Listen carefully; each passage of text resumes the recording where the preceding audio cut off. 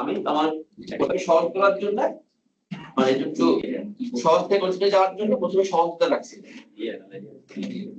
এখন ইয়ার মান quarter column যদি না থাকে, ওনার দরকার হচ্ছে কোয়ার্টার ওয়াইজ রিপোর্ট, কিন্তু ওনার কোয়ার্টার কলাম নাই, কি হবে কোয়ার্টার ওয়াইজ রিপোর্ট দিতে হবে। তার মানে আমাকে এই তিনটা ফিল্ড ইউজ না করে এখান থেকে ইয়ার এবং কোয়ার্টার ওয়াইজ রিপোর্ট করতে হবে। এটা হচ্ছে কি হবে, তাহলে আমি কি করতে পারি, এই যে আমাদের টেবিলটা সেখানে চলে গেল, ব্ল্যাঙ্ক টেবিলটা সেখানে চলে গেল। তো এবার আমরা ইয়ার মান কোয়ার্টার ইউজ করতে পারবো না, আমাদের ইউজ করতে হবে কি ডেট। তাহলে আমি অর্ডার ডেট থেকে টান দিয়ে কোথায় করতেছি, রোতে। অর্ডার ডেট কে টান দিয়ে রোতে নিয়ে ফেললাম, সবাই ফেলছি।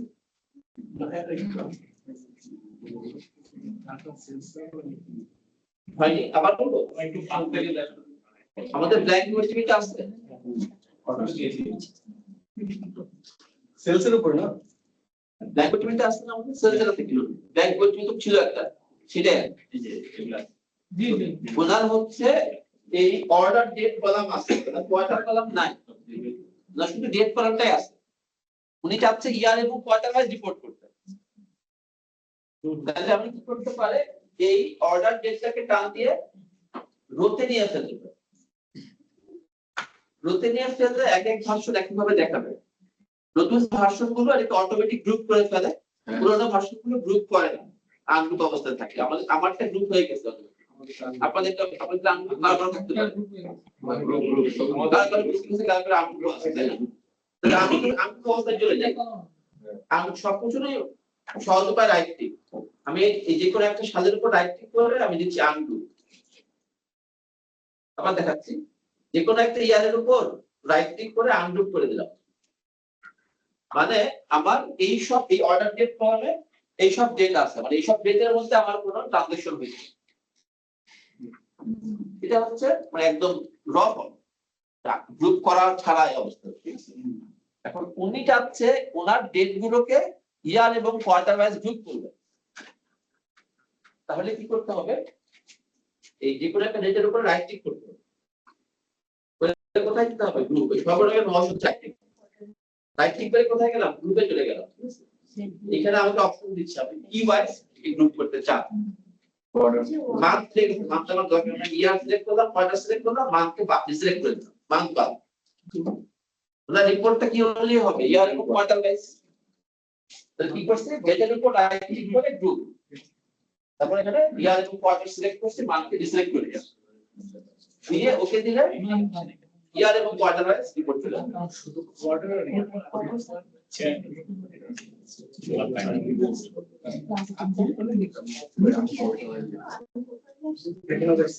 ঠিক আছে, আমাদের সময় খুবই অল্প, আমি ওকে যে দেখলে ভালো হইতো, কিন্তু আমি ওইটুকু ক্লোজ করে দিই, আমি চলে যাই।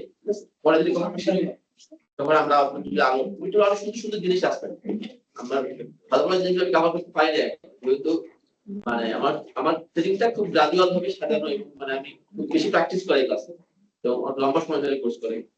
তো এই জন্য টেবিলটা সামনে আগাইতে পারলে আমি শুধু শুধু দেখতে পারতাম, সময় নেই, আমরা চলে যাচ্ছি ফর্মুলা। তাহলে আমি ক্লোজ করে দিচ্ছি এটা। হ্যাঁ,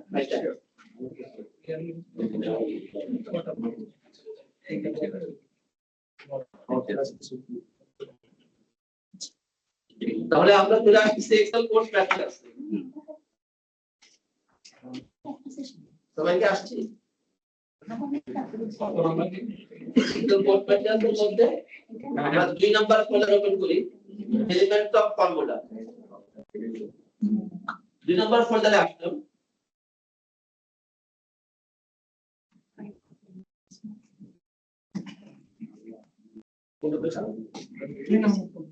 দুই নম্বর ফোল্ডারে রাইট ফর্মুলা স্মার্ট ডিট ওপেন করুন। সবাইকে আসছে এখানে রাইট ফর্মুলা স্মার্ট ডিট চলে আসছে।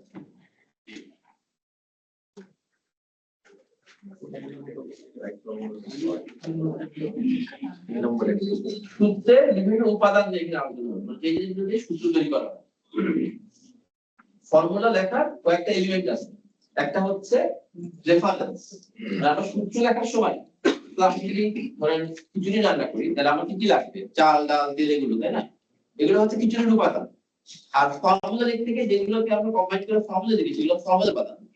তার মধ্যে প্রথমে হচ্ছে রেফারেন্স একটা ফর্মুলার মধ্যে ইউজ হয়। ফর্মুলার মধ্যে বিভিন্ন নেম ইউজ করা যায়, আমরা এখন নেম দেখি নাই। ফর্মুলার মধ্যে ফাংশন ইউজ করা যায় এবং ফর্মুলার মধ্যে অপারেটর ইউজ করা যায়। আমরা প্রথমে কয়েকটা জিনিস দিয়ে এখানে ক্লোজ করে দিই। আমি রেফারেন্স সিলেক্ট করেছি, রেফারেন্স ঠিকানা বা রেফারেন্স ক্লিক করলাম, সবাই আসছে এখানে। এক নাম্বার শীট দরকার নাই, এই ঘরটার অ্যাড্রেস কি হবে তোমরা জানি। 2 নাম্বার শীটে চলে আসছে, সবাই আসছে। আচ্ছা, আমরা যদি এখন এই দুটোর সংখ্যা যোগ করতে চাই, তাহলে যদি যোগ করতে চাই এই ঘরটাতে C11 ঘরে, তাহলে আমি যদি এইভাবে যোগ করি, দেখো তোমার যোগটা ঠিক আছে কিনা। ইকুয়াল টু 10 প্লাস 20 এই যোগ করলাম, তারপরে এন্টার দিলাম। যোগটা কি ঠিক আছে? মানে উত্তর এই মুহূর্তে ঠিক দেখাচ্ছে, কিন্তু আমি যদি এই ধরেন a এর মান 30 করে দিই, তখন ঠিক হয়ে যাচ্ছে না। এটা তো হচ্ছে না। তাহলে ক্যালকুলেটরের জন্য তো অ্যাপ্রোচ ঠিক আছে, ক্যালকুলেটরে আমরা 10 প্লাস 20 করে উত্তর পেয়ে যাই। কিন্তু এক্সেলে কিন্তু এটা আমাদের একটা চাওয়া অবশ্যই থাকবে যে ইনপুট সেল চেঞ্জ হলে আউটপুট আপডেট হবে। এটা এক্সেলে আমাদের একটা চাওয়া থাকবে, তাই না? তাহলে এখন আমি তো ইনপুটের সাথে এর কোনো লিংক আছে, এখন লিংক ইনপুট আমি বলতে 10 আর 20 যোগ করতে, এটা সবসময় 30 এটা হবে।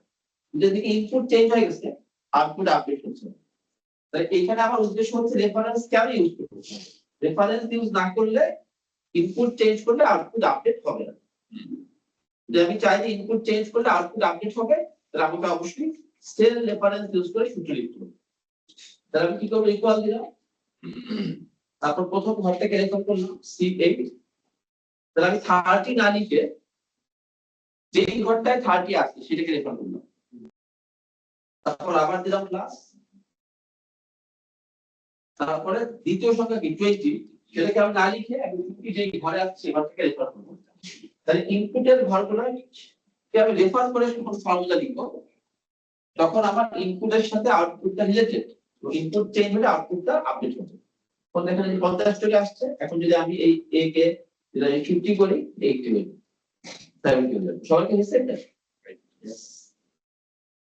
তাহলে আমি বললাম এটা কিন্তু খুবই বেসিক জিনিস, কিন্তু এটা কারণে অনেক বড় ঝামেলা হয়। যেমন অনেক সময় একটা বড় অ্যানালাইসিস, সেটা যদি কেউ হার্ড কোড করে হাতে একটু বসা করে, সেক্ষেত্রে পরবর্তীতে এটাকে এডিট করতে খুবই কষ্ট হয়ে যাবে। কারণ ধরেন একটা জিনিস 30% ছিল, এই 30% ধরুন 10 জায়গায় লিখে দিয়েছে, 30% সবসময় হাতে বসানো হবে। তখন লোক বলতেছে ঠিক আছে 40% করে দিলে কি হয় দেখা হতো। আর 40% করতে গেলে আগে আবার খুঁজতে হবে কোথায় 30% ছিল। এটা আমরা সেল রেফারেন্স ইউজ করে শিখে লিখি, বলতে পারছেন? তাহলে পরের পাতায় চলে গেলাম।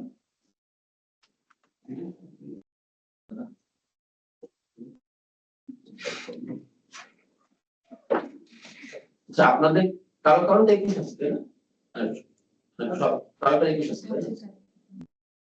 যাদের 21 তো তাদের কি সুসংবাদ, তাদের জন্য সেল রেফারেন্স এর অনেক কিছু শেখা লাগবে, অনেক সহজ। সেটা প্রথমে দেখাই, তারপর বেশি যেটা বলছি। 2021 এ একটা বৈপ্লবিক পরিবর্তন হয়েছে এক্সেলের ফর্মুলা ফাংশন, সেটা হচ্ছে স্পিড অ্যারে বা ডাইনামিক অ্যারে। এই স্পিড মানে কি, একটা জিনিস একটা চৌবাচ্চা যদি ভর্তি হয়ে যায়, তারপর যদি সেখানে পানি ঢালা হয়, তাহলে কি হবে, সেটা স্পিড হয়ে বাইরে পড়বে, তাই না? গ্লাস বেশি ভর্তি করলে সেটা উপচে পড়ে যাবে। এখন আমরা ধর এখানে আমার ধর বিক্রয় মূল্য বের করতে হবে, ঠিক আছে? তাহলে বিক্রয় মূল্য কত হবে, আমার 400 টাকা তো ক্রয় মূল্য, আর 25% লাভ করতে হবে। তাহলে কত টাকা লাভ হবে আমার? 400 টাকা এর 25% মানে 100 টাকা। তাহলে 400 আর 100 মিলে 500 টাকা এখানে লাভ হবে, এই বিক্রয় মূল্য হবে না? সেটা আমরা কিভাবে করে আসতে হবে, যদি আমরা করে আসতাম হচ্ছে প্রথমে এখানে ইকুয়াল দিতাম, সূত্র শুরু ইকুয়াল, তারপর কস্ট এর ফর্মুলা, এটা এইরকম ভাবে ক্রয় মূল্য থাকবে, সেই সাথে আর প্রফিট অ্যাড হবে, অ্যাড কাস্টমার দিলাম কত টাকা প্রফিট, 25%, তার 25% 400 এর 25%, তাহলে 400 দিন এটা করলে হবে ইনটু এই 25%, সবার হয়েছে এটা। তাহলে কস্ট প্লাস কস্ট ইনটু বাকি সূত্র ইউজ করলাম, কস্ট এটা কস্ট, কস্ট প্লাস আবার কস্ট ইনটু মার্কআপ, তাই না? সমান হচ্ছে নাকি? এভাবে কিন্তু আমরা সূত্র লিখতাম আর লেখার পরে এটাকে নিজের দিকে টান দিতাম, যেদিকে ডাবল টিক করে দিতাম, তখন সবগুলো আসে যেত, তাই না? আমরা এভাবে কাজ করতে সাধারণত এখন আমরা এটাকে এইভাবে করতে পারি, বুঝতে দিলাম। হ্যাঁ, আমার সূত্র কি cost plus cost into markup.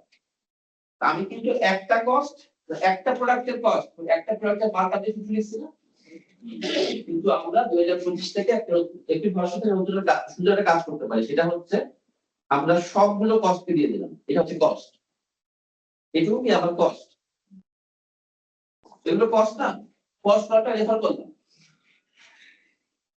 তারপর প্লাস চিহ্ন দিলাম, আবার কস্টটাকে রেফার করলাম, গুণ চিহ্ন দিলাম, তারপর মার্কআপ গুলোকে রেফার করলাম। অর্থাৎ এর আগের বার একটা ক্রয় মূল্য এবং একটা মার্কআপ ইউজ করে সূত্র লিখছি, এখন আমরা কি করলাম সবগুলো ক্রয় মূল্য এবং সবগুলো মার্কআপ ইউজ করে সূত্র লিখছি। তাহলে আমার সূত্রটা কি কস্ট মানে cost column plus cost column into markup column. সবার হয়েছে এটা? সবার কি লেখা হয়েছে? এখন এন্টার দিলে কি হবে, আমার সবগুলো ঘরে সূত্রটা স্পিড হয়ে চলে যাবে। কারণ এখানে অ্যারের সাথে অ্যারে গুণ হচ্ছে বা যোগ বা গুণ হচ্ছে, ক্যালকুলেশন আরেকটা অ্যারে উত্তর আসছে, সেই অ্যারেটা তো আমার 8টা প্রোডাক্টের 8টা বিক্রয় মূল্য আসছে, সেটা তো একটা করে দেখানো সম্ভব না, যদি সেটা 8টা করে চলে গেছে, মানে স্পিড সূত্রটা কিন্তু একটা করে, কিন্তু এই ঘটনা কিন্তু একটা লিখে টান দিলে ঠিক হয়ে যাবে। হ্যাঁ, একটা লিখে টান দিলে হচ্ছে, কিন্তু ওই অ্যাপ্রোচে গেলে আমি সেটাও যাচ্ছি, ওই অ্যাপ্রোচে গেলে আমাদের 4 ধরনের সেল অ্যানালিসিস শিখতে হবে, রিলেটিভ, অ্যাবসলিউট আর যেরকম মিক্স, কিন্তু পরে সেটা আসছে। আবার সূত্র ড্র্যাগ করাকে ঝামেলা থাকে, আর এইভাবে কাজ করলে আমার 4 রকম সেল ডলার ছিল যে বিষয়টা, 4 রকম সেল অ্যানালিসিস সেটা আমার শেখা রাখতেছে না, এটা একটা সুবিধা। আর দ্বিতীয় সুবিধা হচ্ছে সূত্র টান দেওয়ার ঝামেলা আছে, যদি আমরা ড্র্যাগ করি সূত্রটা কিন্তু শুধু একটাই ঘটনাতে, সূত্র শুনলে শুধু এই ঘটনাতে সূত্র, এখানে কিন্তু সূত্র নাই, আমরা এই ঘটনা শুধু এখানে যদি কোনো বসে দেই, এটাকে যদি বসে দেই, এটাকে সিলেক্ট করে ডিলিট করে দিলাম, ডিলিট হবে না এটা, কারণ এখানে কোনো সূত্র নাই, সূত্র কোথায় এখানে, তাহলে আমরা সূত্রকে ড্র্যাগ করা লাগবে না। ভাই এই ফর্মুলাটা লেখার সময় তো আমাদের দুইবার ড্র্যাগ করে সিলেক্ট করা হচ্ছে, এত পেইন বেশি। আর এটা কাজ করতে হলো তো এই ফর্মুলা একটা ব্যাপার আছে, এটা যদি কেউ মিস্টেকেলি জিরো করে দেয় সব জিরো আমরা বলি এই ওইটি উপরেরটা কিন্তু জিরো করে দেয় লাগে সেটা করে আচ্ছা তো টাকা লাগবে, মানে যদি জিরো করেন এটাকে এটাতে ফর্মুলা লিখছে না তাহলে এইটাই জিরো, ঠিক আছে, না না এবার গ্রাফ মানে এই কস্ট আমি করব এটা এবার পসিবল বলেন এইটাকে না ভাই আপনিও বলি তাহলে সকল জিরো, তাহলে তাহলে সকল জিরো হবে না, তাহলে এইটাই কিন্তু জিরো আগে থেকে প্রাইসে সকল জিরো, শুধু ওইটাই সকল জিরো। না না রেজাল্ট যাই হোক, এই বিষয়টা আমি বললাম, হ্যাঁ এই বিষয়টা আমি বললাম যে ডাইনামিক অ্যারে ইউজ করে অনেক সহজ হয়, সহজ হয় সেটা একটু পরে প্রয়োজন পড়ে গেলে ক্লিয়ার হবে। আর এখন ট্র্যাডিশনাল ওয়েটা দেখাচ্ছি, ট্র্যাডিশনাল ওয়েতে আমরা কি করব, ইকুয়াল দিব, এখানে এই কাজটা করা যাবে 400 প্লাস 400, এটা করা যাবে কাজটা, না না এই কাজটা করা যাবে, এটা আগে দেখলাম যে আমাকে ইনপুট সেলকে রেফার করতে হবে, আমি ইনপুট গুলোকে হাতে টাইপ করে লিখতে দেখা ঠিক হবে, তাই না? আমরা ইনপুট গুলো কি করতে হবে, রেফার করতে হবে, তাই না? আমি তো এখানে রেফার করি নাই, এইভাবে সূত্র লেখা যাবে, আমাদের কি করতে হবে, আমাদের হচ্ছে ইকুয়াল দিতে হবে, তারপরে কস্ট কে রেফার করতে হবে, d5 সবাই করছি, তিন নাম্বার শিট সবাইকে রেফার করছি, d5 কে cost plus cost into markup, সবাই আসছে এখানে, সবাই পর্যন্ত হয়েছে, cost plus cost into markup. এখন আমি কি চাপবো, কন্ট্রোল এন্টার, কন্ট্রোল এন্টার চাপলাম, সবার আসছে, কত টাকা বিক্রয় মূল্য আসছে আমার 500 টাকা। এখন আমি কি করতে পারি, এই সূত্রটাকে আমার সবগুলো ঘরে টেনে নিতে হবে, তাই না? তাহলে আমি প্রাইসের ঘরটা সিলেক্ট করলাম, এই ঘরটা ডান পাশে নিচের কোণায় কাস্টম ধরবে, সূত্রের ঘরটা ডান পাশে নিচের কোণায় কাস্টম দিয়ে যাবে। তাহলে কালো রঙের একটা প্লাস চিহ্ন আছে, সবার আসছে না? এই অবস্থায় আমি ডাবল টিক করতে পারি অথবা নিচে থেকে টান দিতে পারি। এই আইকনটা আসা অবস্থায় ডাবল টিক করলে আমার সবগুলো সবার এটা এই তাহলে এখন দেখেন আমার এই কোম্পানিটার 8টা প্রোডাক্টের বিক্রয় মূল্য বেড়ে গেছে। এই প্রতিষ্ঠানটা এখন চিন্তা করলো যে না, এখন থেকে আমরা 8টা প্রোডাক্টে 8 ধরনের মার্কআপ ইউজ করব না, আমরা সব প্রোডাক্টে সেম মার্কআপ ইউজ করব। এটা দেখাচ্ছে। তো সেটার জন্য চিন্তা করলো যে এখানে 4 নম্বর সিট আসছে, প্রতিষ্ঠান চিন্তা করলো এখন থেকে আমার যে 8টা পণ্য সব প্রোডাক্টে ইউনিফর্ম মার্কআপ ইউজ করব, সব প্রোডাক্টে সেম মার্কআপ ইউজ করব। বলতে পারছেন? দেখেন এই জন্য করি সবাই আমরা 8টা প্রোডাক্টের বিক্রয় মূল্য বের করে নিয়েছি।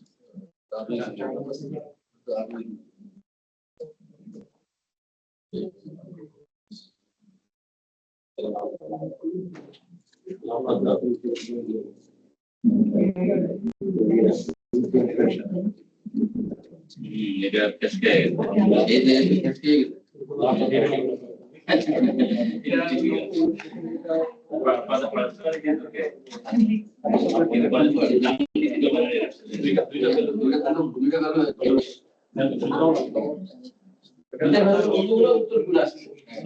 অনেক বড় বড় টাকা চলে আসছে।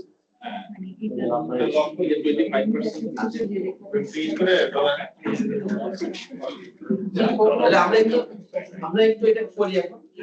অনেকের এরর আসছে, ভুল আসছে বা সেটা কেন আসছে আমরা একটু বুঝতে চাই। কেন অনেকের ভুল আসছে বুঝতে চাই। তাহলে আমরা একটু ইকুয়াল দিলাম। আমার সূত্র কি cos plus cos into markup. তাহলে আগের মতো cos কে রেফার করলাম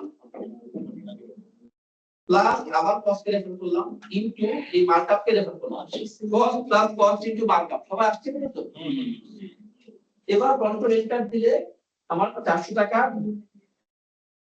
বিক্রয় মূল্য ছিল, বিক্রয় মূল্য 500 টাকা। ঠিক ঠিক উত্তর আসছে, তাই না? এখন আমি যদি এটাকে এসে থেকে ডাবল ক্লিক করি তখন দেখা যাচ্ছে যে অনেক অসংগত এরর আসছে, তাই না? অনেক ভুল উত্তর আসছে। যেমন দেখেন এই 700 টাকার প্রোডাক্ট, এটা সেল হচ্ছে কত টাকায়?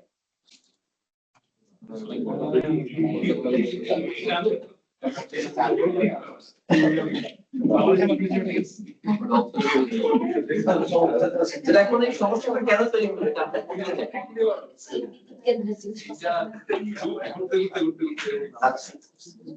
তাহলে এখন আসলে আমি ডাবল ক্লিক করে এই অ্যাকোয়ার প্রাইসে যে ডাবল ক্লিক করলাম, হ্যাঁ সবাই একটু খেয়াল করি, আমি একটু দ্রুত বলতেছি, দ্রুত বলার অসুবিধা সবাই একটু খেয়াল করি। এখন এইখানে আমার এটা ক্রয় মূল্যটা আসছে, তাই না? এখানে C7 হচ্ছে ক্রয় মূল্য, D4 হচ্ছে মার্কআপ, তাই না?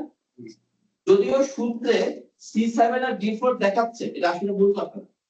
মূল কথা হচ্ছে রিলেটিভ পজিশন। যেই ঘরে সূত্র তার সাপেক্ষে ক্রয় মূল্যটা কোন দিকে আছে? ক্রয় মূল্যটা সূত্রের ঘরে বাম দিকে। কয় ঘর বাম? এক ঘর বাম। আর মার্কআপটা সূত্রের ঘরের কয় ঘর উপরে আছে? 1 2 3 ঘর উপরে। এই রিলেটিভ পজিশনটা এখানে মুখ্য, যে রেফারেন্স দেখাচ্ছে সেটা মুখ্য না। তাহলে ভ্যাকসিনে এসে কি হয়েছে? ভ্যাকসিনে ডাবল ক্লিক করে 250 টাকা। এখানে এখানে কি বলছিলাম যে এক ঘর বামে ক্রয় মূল্য, তাহলে এখন সূত্র এই ঘরে আসছে, এটা এক ঘর বামে ক্রয় মূল্য 250 টাকা। এটা ঠিক আছে, কিন্তু ভ্যাকসিনের ক্রয় মূল্য 250 টাকা। কিন্তু এখানে কি বলছিলাম, মার্কআপ কোথায় আসছে? কয় ঘর উপরে? 1 2 3 ঘর উপরে।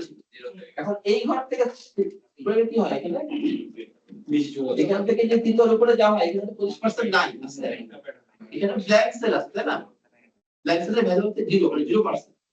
তাহলে 0% প্রফিট অ্যাড করলে আমার 250 টাকার প্রোডাক্ট ক্রয় মূল্য, তার প্রাইস কত হবে? 250 টাকা হবে। এরপর লুমিনেন্টে এসে আরো সমস্যা, আরো ঝামেলা বাড়ছে। দেখেন আমার এক ঘর বামে ক্রয় মূল্য আছে লুমিনেন্টে, কিন্তু এই ঘর থেকে 3 ঘর উপরে কি আছে? একটা টেক্সট। এখন C9 ঘরে আছে নাম্বার 600 টাকা, G6 ঘরে আছে টেক্সট। আমি সংখ্যার সাথে টেক্সটে গুণ করতে বলছি, তাই না? এক্সেলের এখন প্রতিক্রিয়া কি, যে আপনি এমন একটা ভ্যালু দিবেন যে আমি গুণ করতে পারলাম। মানে আপনার ভ্যালুটা এই মাল্টিপ্লিকেশন অপারেশনের জন্য কি সুইটেবল না, ভ্যালু এরর শো করছে। সবার ক্ষেত্রে এইভাবে করে কিন্তু আমরা রেফারেন্স গুলো চলে যাচ্ছে। এই ধরনের ক্ষেত্রে আমরা আসলে কিভাবে প্রবলেম সলভ করব? এই 3 নাম্বার শীটে নিচে একটা কথা বলা আছে, সেটা হচ্ছে Excel assumes all referencing as relative unless otherwise specified. In short, relative reference is the default referencing. তাহলে কিছু না বললে এক্সেল এই রিলেটিভ পজিশন অনুযায়ী কাজ করবে। তো আমাদের এই ক্ষেত্রে এটা অ্যাপ্লিকেবল না। এখানে একটা কথা বলি, ডাটা যদি একটা ঘরেই থাকে, মার্কআপটা কয়টা ঘরে আছে? একটা ঘরে আছে। ডাটা যদি একটা ঘরেই থাকে, সেটা রো এবং কলাম উভয়ের আগে ডলার চিহ্ন দিতে হবে। সেটাকে ডলার চিহ্নতে ফিক্স করতে হবে। এই মার্কআপ, এইটা মার্কআপটা কয়টা ঘরে আছে? একটা করে D4 ঘরে আছে, তাই না? এই D4 এর কলাম হচ্ছে D আর রো হচ্ছে 4, উভয়ের আগে ডলার চিহ্ন হবে ডলার D ডলার এভাবে দিতে হবে। তো এটা একটা শর্টকাট আছে, সেটা হচ্ছে F4। F4 এটা শর্টকাট হচ্ছে F4। তাহলে আমরা দেখাচ্ছি। প্রথমে আমি লিখতেছি ইকুয়াল টু, প্রথমে আমি ইকুয়াল দিলাম, তাহলে কস কে রেফার করলাম কস প্লাস আবার কস রেফার করলাম ইনটু মার্কআপ কে রেফার করলাম C7 plus C7 into D4। সবার হয়েছে? মার্কআপ কয়টা ঘরে আছে? একটা ঘরে আছে। তাহলে সেটা D4 ঘরে। তাহলে এই D4 এর D এবং 4 দুটার আগে ডলার চিহ্ন লাগবে। তখন এই D4 টা অপরিবর্তনশীল হয়ে যাবে। সেটা করার জন্য চাপতে হবে হচ্ছে ফাংশন 4। কিছু কিছু ল্যাপটপে ফাংশন এক্সপোর্ট চাপতে হবে। মানে কিছু কিছু ল্যাপটপে ফাংশন কি চেপে তারপর এক্সপোর্ট চাপতে হবে। ম্যাক্সিমাম ল্যাপটপে সবার আসছে ফাংশন কি চেপে এক্সপোর্ট চাপতে হবে। তাহলে ডলার চিহ্ন দেবে। ডেস্কটপ হলে শুধু এক্সপোর্ট চাপিয়ে দেবে। অর্থাৎ ওর হচ্ছে বড় পরিবার, ওর একাই হচ্ছে মার্কআপটা শুধু একার কাছে আছে। মার্কআপটা আর কারোর কাছে আসছে রিপোর্ট ছাড়া। ওই জন্য মার্কআপকে এখন ডলার দিতে হবে। তাহলে তো মনোপলি পাওয়ার আছে, এখন সে বেশি ডলার দিবে। ঠিক আছে, সবার হচ্ছে এটা। এখন এইটা দ্বারা কি বোঝাচ্ছে যে D4 মানে অ্যাবসলিউট ভাবে D4, এটা রিলেটিভ পজিশনের কোনো ডিফাইন। এটা এরকম না যে এই ঘর থেকে 3 ঘর উপরের ঘর বলে D4 হইছে, এরকম না। D4 মানে D4 ই হবে। এই সূত্র যেখানে যাক D4 ই থাকে। এবার কন্ট্রোল এন্টার দিলাম, সবার হইছে বলুন। তারপর এখানে ডাবল ক্লিক করলে কি হবে? সূত্রটা সবগুলো করে চলে যাবে। এবং দেখেন C7 কিন্তু চেঞ্জ হয়েছে, পরিবর্তন হয়েছে, কারণ এটা রিলেটিভ রেফারেন্স ছিল। কিন্তু D4 কোনো পরিবর্তন হয়েছে? D4 পরিবর্তন হয়েছে? D4 কিন্তু D4 ই আছে, তাই না? তাহলে এখানে আমরা দেখে হচ্ছে ডাটা যদি একটা ঘরেই থাকে, সেটাকে রেফার করলে তার রো কলাম উভয়ের আগে ডলার চিহ্ন দিতে হবে। আমি বলতে পারছি, ডাটা যদি একটা ঘরেই থাকে, সেটাকে রেফার করলে তার রো কলাম উভয়ের আগে ডলার চিহ্ন দিতে হবে। মার্কআপটা একটা ঘরে ছিল D4 ঘরে, তাই D এর আগে ডলার চিহ্ন, 4 এর আগে ডলার চিহ্ন। বলতে পারছি? আর ডলার চিহ্ন কিভাবে দিব? F4 চেপে। এবার হচ্ছে প্র্যাকটিস। এক A B C D E।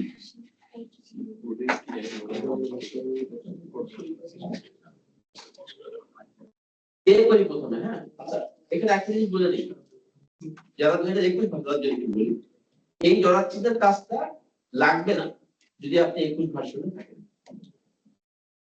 এটা একটু বলে দিই, খুব শর্ট, বলতে সময় লাগবে না। তাহলে আমি প্রথমে ইকুয়াল দিলাম।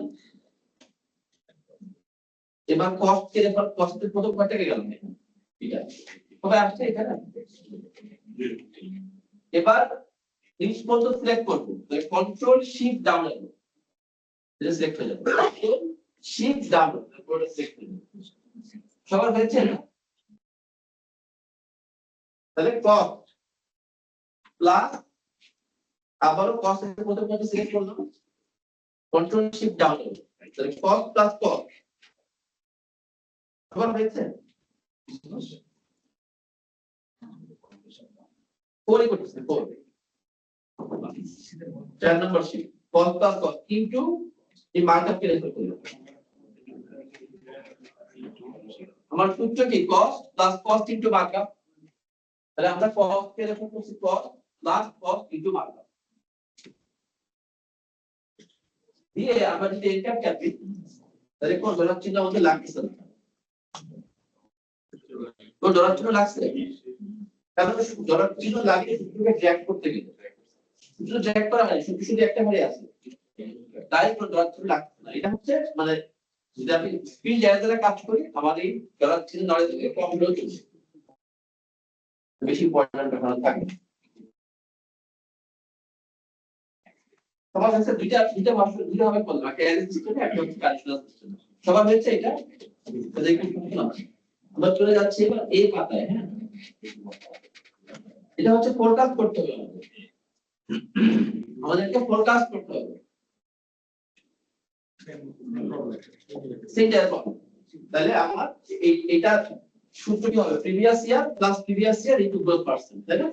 প্রিভিয়াস তাহলে একটু করে ফেলি আমরা, previous plus previous into growth. Growth কয়টা করে আছে? একটা করে। আর ডেটা যদি একটা করে থাকে তার রো কলাম উভয়কে ডট দিছি ফাংশন এফ করতে।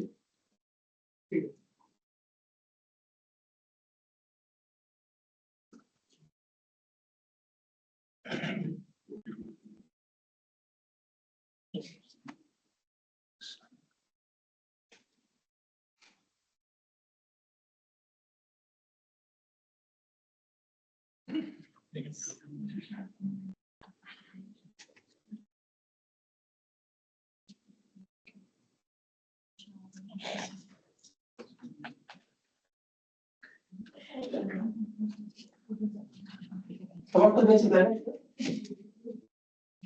সবার কি এটা হয়েছে? আচ্ছা, দেন আমি চলে যাচ্ছি বি বি নাম্বার পাতা। বি স্কিপ করে আমি সিতে চলে যাব, সিতে চলে গেলাম।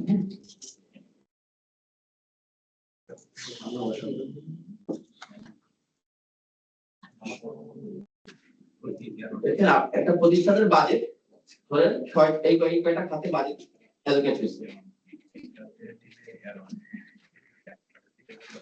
তিন নাম্বার চলে আসবে, সবাই আসবে তিন নাম্বার শিখে।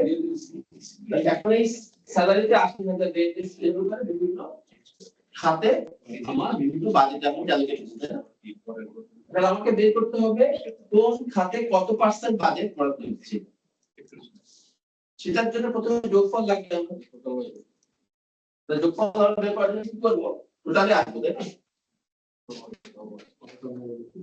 এটার জন্য আমরা ফর্মুলা ট্যাব বা হোম ট্যাব থেকে অটো সাব ইউজ করতে পারি।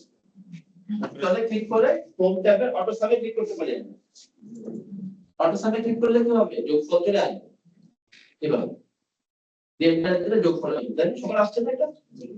এটাকে আমরা শর্টকাট দিয়েও করতে পারি। এই ঘরটা সিলেক্ট রেখে যদি অল্টার ইকুয়াল থাকে তাহলে যোগফল চলে আসবে। টোটাল মানে ক্লিক করে অল্টার ইকুয়াল থাকে, অল্টার ইকুয়াল তাহলে যোগফল চলে আসবে। সবার কি আসছে?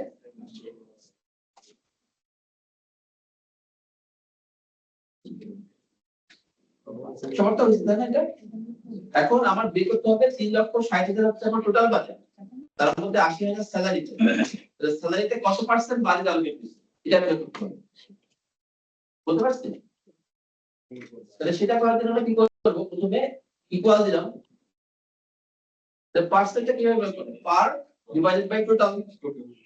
তাহলে স্যালারি হচ্ছে বাজেটের একটা পার্ট, ৮০,০০০ কি বাজেটের একটা পার্ট, স্যালারির পার্ট ডিভাইডেড বাই টোটাল কোন ঘরে C18 ঘরে, সেটাকে ভাগ করলাম C9 বাই C18। সবার হয়েছে? এখন ডলার চিহ্ন না দিলে কি সমস্যা দেখি আমরা কন্ট্রোল এন্টার দিলাম, কত আসলো? 0.25 আসছে না? এটাকে আমি পার্সেন্টে কনভার্ট করব। তাহলে কি করতে হবে, home tab number good percent অথবা কন্ট্রোল শিফট 5।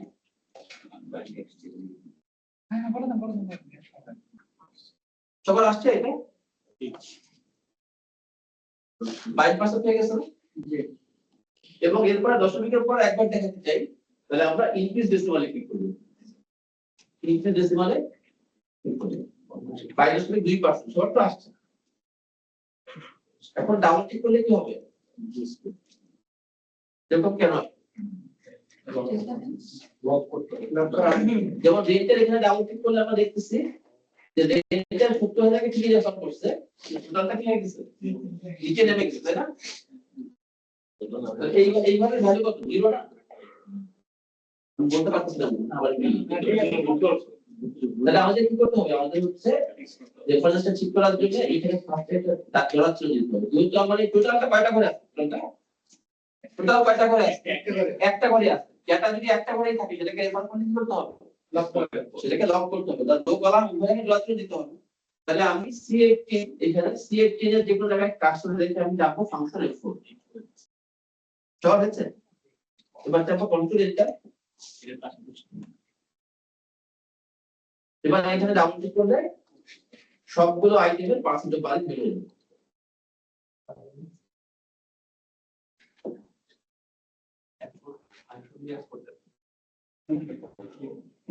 সবার কি হয়েছে? এবার হচ্ছে টোটালে এসে কি জানবো, ফাংশনটা কি পয়েন্টারি করে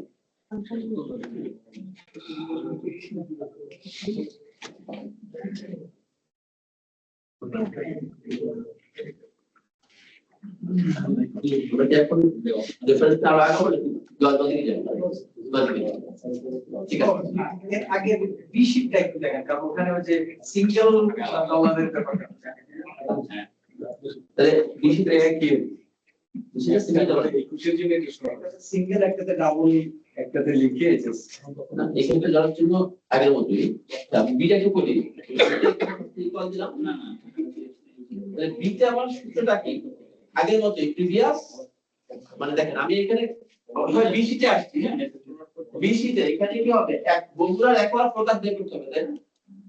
তাহলে বগুড়ার একবার প্রিভিয়াস রেফার করলাম, ফোকাস করতেছি আমরা প্রিভিয়াস, তারপর প্লাস আবারও প্রিভিয়াস থেকে দিলাম ইনটু দিয়ে গ্রোথ কে দিলাম, গ্রোথ কয়টা করে আসছে একটা করে, এটাকে F4 চেপে ফিক্স করতে হবে,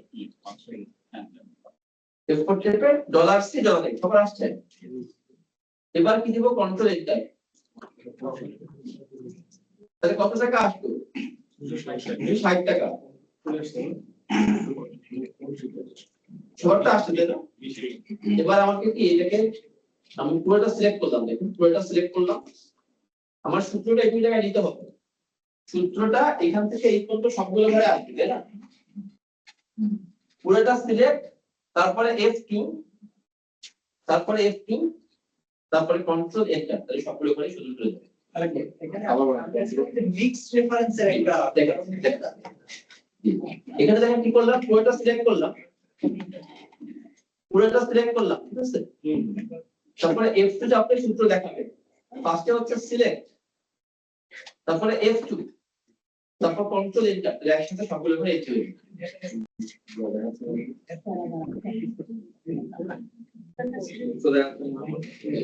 সূত্র দেখাচ্ছি মানে এপাশে কোনো ই করা নাই, লেখা নাই, সূত্র এখানে দেখা যাচ্ছে প্রবলেম হয় সবার হয়েছে এটা। এই জিনিসটা কখন কাজে লাগে, যখন আপনি অনেকগুলো মানে নিচের দিকে টান দিতে হবে, ডান টান দিতে হবে, মানে পুরোটা সিলেক্ট করে F2 কন্ট্রোলটার দিকে চলে যাবে। সবার হয়েছে এটা? আমরা এই কাজটা দেখেন একটু আগে যখন মনে হচ্ছিল যে স্কেলার লাভটা কি, এখানে আমাদের বেশ ঝামেলা হয়েছে না, দেখেন ঝামেলাটা হবে না, ইকুয়াল সবগুলো প্রিভিয়াস প্লাস সবগুলো প্রিভিয়াস ইনটু গ্রোথ দিয়ে এটা দিলে previous plus previous into growth দিয়ে এন্টার দেন, আর F2 সবটা ডাকতে সবার হচ্ছে এটা 2021 সালে হয়েছে। দেখুন আমরা একটা एग्जांपल দেখব, যেটা হচ্ছে মিক্সড রেফারেন্সিং এর एग्जांपल। এটা আমরা বেশ কিছু শীটের ধাপে ধাপে যাওয়া যায় না, সময় কিন্তু নাই, আমরা একবারেই একটা চূড়ান্ত পর্যায়ে যাচ্ছি, সেটা হচ্ছে আই নাম্বার শীট আই। আমরা আসলে কয় নাম্বার শীটে আই আমরা আসতে পারছি আইতে GHI। এখানে বিষয়টা হচ্ছে গ্রস পেকে 5টা খাতে অ্যালোকেট করতে হবে, গ্রস পেকে 5টা খাতে অ্যালোকেট করতে হবে, ঠিক আছে? কি খাত? বেসিক, হাউজিং, কনভেন্স, মেডিকেল ইত্যাদি, তাই না? ঠিক আছে? এখন এই ঘরটাতে আসলে কার গসপে আসবে, কার বেসিক আসবে? Spine oscillator. তাহলে গসপে কোনটা দিতে হবে? Spine oscillator. আর এখানে যেহেতু বেসিক বের করতেছি, পার্সেন্ট কোনটা হবে? বেসিক এর। তাহলে এই 1,95,000 এর 50% এখানে বসবে, তাই না? তাহলে সূত্রটা কি হবে? সূত্রটা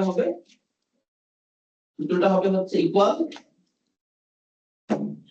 ইকুয়াল তারপরে স্পাইন অসিলেটর গসপেটাকে দিব আমরা স্পাইন অসিলেটর গসপে ইনটু বেসিকের পার্সেন্ট দিয়ে এন্টার দিলে আমার তো ওই মানটা আসবে, শুধু একটা মান ঠিকভাবে আসবে। সবার আসছে না? কিন্তু এইটা আসলে এইভাবে শুধু প্রথম মানটাই সঠিক উত্তর আসবে। আগে যেমন প্রথম মানটাই খালি সঠিক উত্তর আসবে, ডলার কিলো দিয়ে যাবো, তাই না? মার্কআপ যখন একটা ঘরে চলে আসবে তখন আমরা ডলার কিলো না দিলে কি প্রথমটা সঠিক উত্তর আসছে না? এই ক্ষেত্রে কোনো সঠিক উত্তর আসছে কিন্তু অন্যগুলো আসবে না। আমি ধাপে ধাপে যাচ্ছি না, আমি সিকোয়েন্সিয়াল আছে, আমি একদম এন্ড রেজাল্টটা বলছি সামারি হিসেবে। তো এই ক্ষেত্রে আমার ডলার চিহ্ন দিতে হবে। এখন কোথায় ডলার চিহ্ন হবে? এই স্কোরটা কেমন গ্রস পে না? হ্যাঁ, গ্রস পে কি? গ্রস পেটা কিভাবে আসছে? সেম কলামে আসছে। গ্রস পে কিভাবে আসছে? সেম কলামে। আর আমি রেফার করছি কয়টা গ্রস পে? একটা। তার মানে আমি কলাম থেকে সেল রেফার করছি, কলাম থেকে সেল রেফার করছি। এই ক্ষেত্রে আমাকে কলামের আগে ডলার চিহ্ন দিতে হবে। কলাম থেকে সেল রেফার করলে মানে আমার এটা যদি আইডিয়ালি আমাকে এটা অনেক ধাপে ধাপে আসতে হবে লিখে, আমি তো বাদ দিয়ে আসছি, জাস্ট একটু টাচ দিয়ে আসছি। তো গ্রস পে এই কলামে আছে না? আর আমি তো একটা গ্রস পে রেফার করছি, কলাম থেকে সেল রেফার করে ডলার চিহ্ন কার আগে হবে? কলামের আগে হবে। তাহলে এখানে কার আগে হবে? এইচের আগে, শুধু এইচের আগে। এখন যদি কনফিউশন হয় এটা আমি দুটো সলিউশন বলি। একটা হচ্ছে যে এক্সটেন্ড করা। আমি যদি সবগুলো ব্লক থেকে যোগ করে কানেক্ট করে এক্সটেন্ড করি, কোথায় যেতে হবে এটা? এইচে, সে এই জায়গায় যত্ন দিব। তাহলে আমি কি করতে পারি? এইচ করে আসবো এখানে, এসে F4 চাপছি, ফাংশন F4 আবার এই ডলার এইচ করে অবস্থা চলে আসবে। F4 চাপলাম, দুই তিনবার চাপলে চলে আসবে। F4 টা দিয়ে আমি সবগুলো আনতে পারবো। আমার দরকার ডলার H4 ওই অবস্থায় চলে আসবে। সবাই কি আসতে পারছে? তাহলে যখন এই ক্ষেত্রে আমার 4 টা রিলেটিভ আসছে আর H টা অ্যাবসলিউট হয়েছে, তাই না? তাহলে যখন একটা রিলেটিভ একটা ধরনের মিক্স রেফারেন্স দিতে হবে, মানে একটা রিলেটিভ একটা অ্যাবসলিউট কি মিক্স রেফারেন্স। যেক্ষেত্রে মিক্স রেফারেন্স কি হয়, সেক্ষেত্রে একটা উপায় কি এক্সটেন্ড করা। এই সবগুলো আমাকে এক্সটেন্ড করলে যেখানে যে থাকবে তার আগে ডলার চিহ্ন বলতে পারছেন? এটা চিন্তা করার একটা অ্যাপ্রোচ, একটা হচ্ছে মনোপলি সিস্টেম। এই গ্রস পে এইচ কলাম কার কাছে আছে? গ্রস পে শুধু এইচ কলামের কাছে আছে। তাহলে এইচ এর এখানে মনোপলি পাওয়ার তাই ধরা দিতে হবে। এভাবে মনে রাখতে পারেন। একইভাবে J2 তে অ্যালোকেশন পার্সেন্ট বেসিকের জন্য 50, তাদের জন্য 25%, এবং 5টা পার্সেন্ট আছে। আমি তো একটাকে দিতে তাই না? এটা কি হবে? রোতে আসবে, রো থেকে সেল করতে হবে। রো থেকে সেল করলে রো আগে ডলার চিহ্ন হবে। যদি মনে না থাকে করতে পারি দুইটা উপায়, একটা রুল অফ এক্সটেনশন আর একটা মনোপলি। তাহলে রুল অফ এক্সটেনশন কি সবগুলো পার্সেন্ট যোগ করে কি পরিচিত করি, কোথায় যে ঠিক আছে বুঝতে ওই 2 এর আগে ডলার চিহ্ন হবে। আর মনোপলি পসিবিলিটি যাই, তাহলে এই পার্সেন্ট গুলো এই 2 নাম্বার রো ছাড়া আর কারো কাছেই নাই। 2 এর হচ্ছে এখানে মনোপলি পাওয়ার, তাই 2 এর আগে ডলার চিহ্ন হবে। তাহলে আমরা কি করতে পারি? J2 উপরে ক্লিক করলাম, J2 ক্লিক করে ফাংশন F4 চেপে আমি যে ডলার চিহ্ন চলে আসবো, যে ডলার ডলার হচ্ছে। তাহলে প্রথমে আমরা লিখছি রিলেটিভ ডিফারেন্স, তারপর লিখছি অ্যাবসলিউট ডিফারেন্স, আর এখন দেখলাম দুই রকম মিক্সড ডিফারেন্স। দিয়ে আমরা কি চাপ দেব? Control enter. ঠিক আছে? তাহলে উত্তর আসবে না? এখন আমাকে এই সবগুলো মানে সূত্র দিতে হবে, তাই না? প্রথম মাত্র সিলেক্ট করাই আছে। তাহলে আমার কি সিলেক্ট F2 কন্ট্রোল এন্টার, প্রথমবার সিলেক্ট করা আছে, শেষবার পর্যন্ত সিলেক্ট করব। তাহলে কি চাপতে হবে? শিফট চেপে শেষবারে ক্লিক করলাম। প্রথমবার সিলেক্ট করা আছে, শিফট চেপে শেষবার, সেটা হচ্ছে আদার্স কলামের শেষবার। গ্লসপেট কিন্তু ঘর নাই, গ্লসপেট সূত্র যাবে সূত্র যাবে আদার্স প্রয়োগ করবে। সবার আসছে এটা সিলেক্ট, এরপরে কাজ কি F2 ফাংশন F2 তে আমরা সূত্র দেখাবো সিলেক্ট, তারপরে F2 এখানে আমরা সূত্র দেখাচ্ছি। এবার কি করব control enter, select F2 control enter, তাহলে সবগুলো বারে সূত্র চলে গেছে। সবার কি হয়েছে? ওই নিচে ড্র্যাগ করে যেমন করতে পারে। সবার হয়েছে এটা? সিলেক্ট করার পর কি করব? আচ্ছা, প্রথমে হচ্ছে আমি যতটুকু জায়গায় সূত্রটা যাবে এটা সিলেক্ট করব, যে আমার সূত্রটা এইটুকু জায়গায় যাবে সিলেক্ট করব। তারপরে F2 চাপবো, ফাংশন 2 ফাংশন F2 ল্যাপটপ হচ্ছে ফাংশন F2, তারপর কন্ট্রোল এন্টার, তাহলে একসাথে সবগুলো মিলে এই হবে। সবার হয়েছে এটা? হ্যাঁ, তাহলে একবার ডান দিকে একবার নিচে দেন। রাইট, এটা সোজা উপায় হলো তাহলে বলি সোজা হচ্ছে আমি এটাকে প্রথমে ডান দিকে টান দিয়ে দিলাম, এটাকে প্রথমে আমরা ডানে টান দিয়ে দিলাম, তারপর এখানে ডাবল ক্লিক করলে সবগুলো চলে যাবে। সবার হয়েছে এটা? কি বললাম আবার বলতেছি, আমরা কি করলাম প্রথমে এই সূত্রটাকে ডান দিকে ড্র্যাগ করলাম, তারপর এখানে ডাবল ক্লিক করলে সবগুলো হয়ে যাবে। এভাবে করতে পারি। প্রথমে যখন আমরা দেখলাম एग्जांपल, তখন মনে হচ্ছিল না যে আমাদের স্পিডের লাভটা কি, এই লাভটা শর্টকাট হয়ে গেছে তাই না? আমি স্পিডের কত সোজা হয় দেখে দেখে আমরা স্পিড যারা ধরে যাই কোনো কিছু থাকে আমাদের কাজটা কত শুরু হয়ে যাবে। দুটো বসে দিলাম, তাহলে আমার গ্রস পে ইনটু পার্সেন্ট, এটা আমার সূত্র। গ্রস পে ইনটু পার্সেন্ট, আমার সূত্র গ্রস পে ইনটু পার্সেন্ট, তাই না? তাহলে এইবারে আমি স্পিড জায়গাতে করতে গেলে আমি গ্রস থেকে একটা দিব না সবগুলো দিব? স্পিড জায়গা করতে গেলে আমার কি করতে হবে, সবগুলো গ্রস পে ইনটু সবগুলো পার্সেন্ট। তাই প্রথমে ইকুয়াল দিলাম, তারপর সবগুলো গ্রস থেকে এবার করতে হবে। তাহলে ইকুয়াল দিয়ে আমি h4 ঘরকে রেফার করলাম, এখান থেকে নিচ পর্যন্ত সিলেক্ট করব, তাহলে চাপতে হবে কন্ট্রোল শিফট ডাউন যাবে। আবার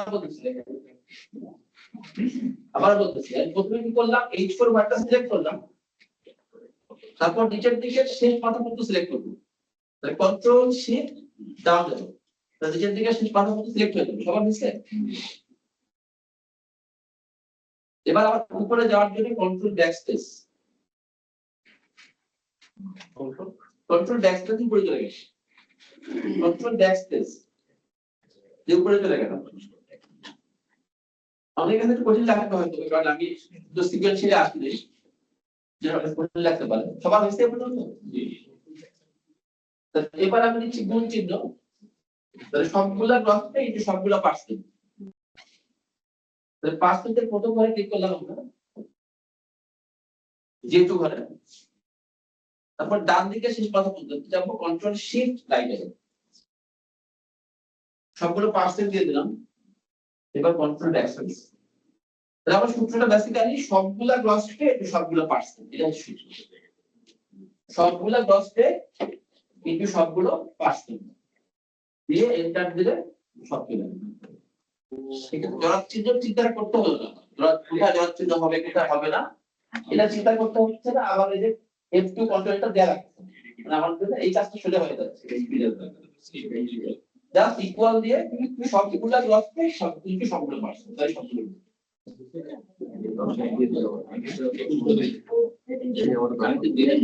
শর্ট হয়েছে তাই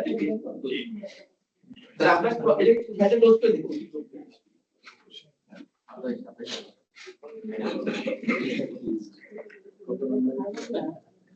আমরা চলে আসছি 3 নাম্বার ফোল্ডার লজিক্যাল ফাংশনস। তবে আসছে 3 নাম্বার ফোল্ডার, সবাই কি আসছে? এর মধ্যে লজিক্যাল প্র্যাকটিস নিয়ে আরেকটা ফোল্ডার আসছে যাচ্ছে,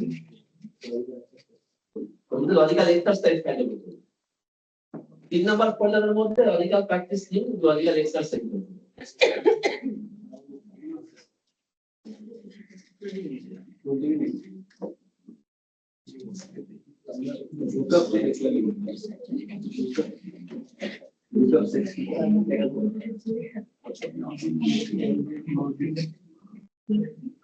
লুকআপ তো বলতে পারি লজিক্যাল ফাংশন না lookup function We have a utility. না না ওটা সব লাগবে আরেকদিন আরেকদিন করব আজকে করব আজকে এইটাই এটাই লজিক্যাল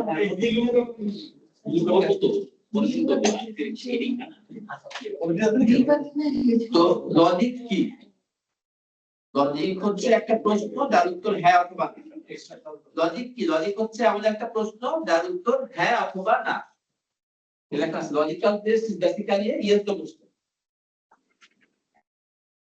তো এই ইয়েস নো কোশ্চেন কিভাবে করা যায় দুইটা ভ্যালুর মাঝখানে এই 6টা অপারেটরে যে কোনো একটা অপারেটর দিয়ে একটা প্রশ্ন তৈরি হবে যেমন দুইটা মান কি সমান এটা দুইটা ভ্যালুর মাঝখানে ইকুয়াল দিতে হবে অর্থাৎ দুইটা ভ্যালুর মাঝখানে এই 6টা অপারেটরের যে কোনো একটা অপারেটর বসালে একটা ইয়েস নো কোশ্চেন বা লজিক তৈরি হবে যেমন एग्जांपल হচ্ছে এখানে এই এখানে দেখি ইকুয়াল টু 5 + 7 ইকুয়াল টু 11 মানে কি এর মানে হচ্ছে আচ্ছা এই ক্ষেত্রে প্রথম ইকুয়ালটা কি হয়ে যাচ্ছে এটা সূত্র শুরুর ইকুয়াল প্রথম ইকুয়ালটা হচ্ছে ফর্মুলা শুরুর ইকুয়াল এরপরে 5 + 7 এটা একটা এক্সপ্রেশন এর মান তো 12 এটা কি ইকুয়াল 11 এর সাথে তাহলে গ্রাফিক্যালি কি 12 আর 11 কি ইকুয়াল এটা কি হবে না তাহলে এই যে দুইটা ভ্যালু 5 + 7 একটা ভ্যালু আর 11 একটা ভ্যালু এই দুইটা ভ্যালুর মাঝখানে এই যে এখানে 6টা অপারেটর ছিল সেই 6টা অপারেটরে যে কোনো একটা অপারেটর বসালে একটা ইয়েস নো কোশ্চেন হচ্ছে এই জিনিসটা এখানে কয়টা অপারেটর ইকুয়ালিটি চেক করার জন্য ইকুয়াল বেশি কিনা চেক করার জন্য গ্রেটার দেন কম কিনা চেক করার জন্য লেস দেন এগুলো তো সহজ কিন্তু এরপরে আছে greater than equal less than equal not equal এগুলো পরে আসছে আমি পরের পাতায় চলে যাচ্ছি হ্যাঁ ইফ ফাংশন পাতায় সবাই এখানে আসবে সবাইকে আসছে দেখুন দেখবো প্র্যাকটিক্যালি করে জিনিসটা ইফ ফাংশনের পাতায় চলে আসলাম এর আমরা নেম বক্সে লিখতেছি m4 নেম বক্সে m4 লিখে এটা দিলাম নেম বক্সে না m4 ঘরে আসলাম সবাই আসছে m4 m হ্যাঁ দুই নম্বর ইফ ফাংশনের পাতায় আসছে নেম বক্সে লিখছি m4 লিখে এন্টার প্রেস করছি তাহলে এখানে m4 ঘরে চলে আসছে সবাইকে আসতে পারছি আচ্ছা তো এখন এইখানে ধরেন আমি দুইটা মানের মাঝখানে কম্পেয়ার করব একটা হচ্ছে সেলস একটা হচ্ছে টার্গেট আমি জানতে চাচ্ছি যে সেলস কি টার্গেট থেকে বেশি কি তাহলে আমি ধরেন প্রথমে ঘরে লিখলাম টার্গেট লিখে দিলাম ট্যাব m4 ঘরে লিখলাম টার্গেট লিখে ট্যাব দিলাম ট্যাব দিলে কোথায় চলে আসলাম m4 ঘরে ট্যাব ট্যাব দিলে m4 ঘরে চলে আসবে টার্গেট ধরেন 1000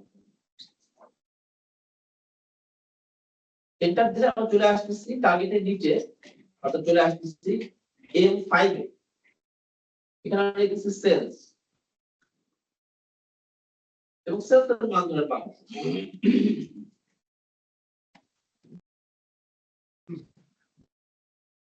ঠিক আছে আমরা চাইলে বর্ডার দিতে পারি সিলেক্ট করে অল্ট এইচ পি দ্বারা বর্ডার দিতে পারি কন্ট্রোল এ অল্টার এইচ পি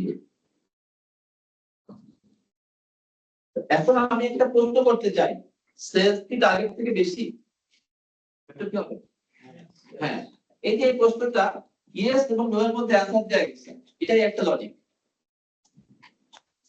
এই প্রশ্নটার উত্তর ইয়েস এবং নো এর মধ্যে হবে সেটাই কি লজিক সেলস কি টার্গেট থেকে বেশি হ্যাঁ বেশি তাহলে উত্তর যদি হ্যাঁ আর না এর মধ্যে একটা হয় তাহলে এটা কি হবে এটা লজিক প্রশ্নটা একটা লজিক লজিক কিভাবে করা হয় দুইটা ভ্যালুর মাঝখানে ওই 6টা অপারেটরে যে কোনো একটা অপারেটর বসালে একটা লজিক তৈরি হবে এখানে সেলস একটা ভ্যালু টার্গেট একটা ভ্যালু আর বেশি কিনা চেক করার জন্য কোনটা লাগবে গ্রেটার দেন তাহলে এই সেলস এর মান আর টার্গেটের মানের মাঝখানে গ্রেটার দেন চিহ্ন বসিয়ে লজিক তৈরি হবে তাহলে আমরা সেটা এখন করব তাহলে প্রথমে দিলাম ইকুয়াল টু এখন সেলস এর মান কত 1200 লিখে করলাম। এটা কি বেশি? কিভাবে চেক করবো? গ্রেটার দেন দ্বারা সেলস কি বেশি? এই গ্রেটার দেন হচ্ছে ওই যে 6টা অপারেটর ডিফারেন্ট অপারেটর, এটা হচ্ছে equal, greater than, less than, greater than, equal, less than, equal, not equal. ওই 6টা ডিফারেন্ট অপারেটর বক্স করতে দেখি। গ্রেটার দেন এবার কি কি থেকে বল টার্গেট থেকে টার্গেটের নাম কত? 1000 থেকে দিলাম। তাহলে প্রশ্ন করলাম যে বলতে দেখি সেলস এর মানটা কি বেশি টার্গেট থেকে? বলতে পারছি সেলস এর মানটা কি বেশি টার্গেট থেকে? লিখে যদি আমি এন্টার দিই উত্তর কি আসবে? হ্যাঁ বেশি। এই যে আমরা যখন উত্তর বললাম সেলস এর থেকে বেশি, উত্তর আসছিল হ্যাঁ। তাহলে এখন কম্পিউটারে বলছে ট্রু, রেজিস্টারে বলছে ট্রু, ট্রু মানে হচ্ছে হ্যাঁ, আর ফলস মানে কি না। তো লজিক হচ্ছে আপনাকে প্রশ্ন দেওয়ার উত্তর হ্যাঁ অথবা। আর লজিক কিভাবে তৈরি করা যায়? দুইটা ভ্যালুর মাঝখানে তুলনা করা 6টা অপারেটর, তার যে কোনো একটা বসালে লজিক তৈরি। ঠিক আছে, আসছে।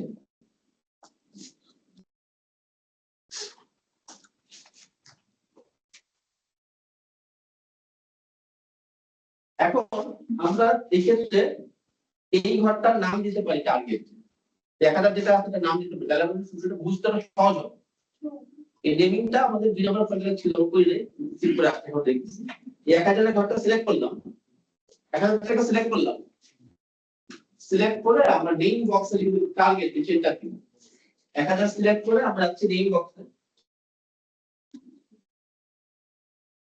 1000 সিলেক্ট করে নেম বক্সে ক্লিক করে আমি লিখব টার্গেট, লিখে দিলাম এন্টার। 1000 সিলেক্ট করে নেম বক্সে টার্গেট লিখে এন্টার দিলাম, তাহলে নাম হয়ে গেল। সবাইকে বেঁচে এটা এই ঘরটার নাম হয়ে গেছে টার্গেট। সেটার নাম হচ্ছে আমি এই ডটডাউন থেকে এই টার্গেট দিলে টার্গেট পেলাম। এবার 1200 সিলেক্ট করলাম, সিলেক্ট করে নেম বক্সে লিখতেছি সেলস, লিখে এন্টার দিলাম, তাহলে এখানে এই ঘরটার নাম হয়ে গেছে সেলস। এই 1200 ঘরটা সিলেক্ট করছি, সিলেক্ট করে নেম বক্সে লিখছি সেলস, লিখে এন্টার দিয়ে দিচ্ছি। সবার আসছে এটা? তাহলে এই ঘরটার নাম হচ্ছে টার্গেট, এটা নাম হচ্ছে সেলস। নাম বুঝতে কিনা কিভাবে বুঝবো? এই যে নেম বক্সের ড্রপ ডাউন,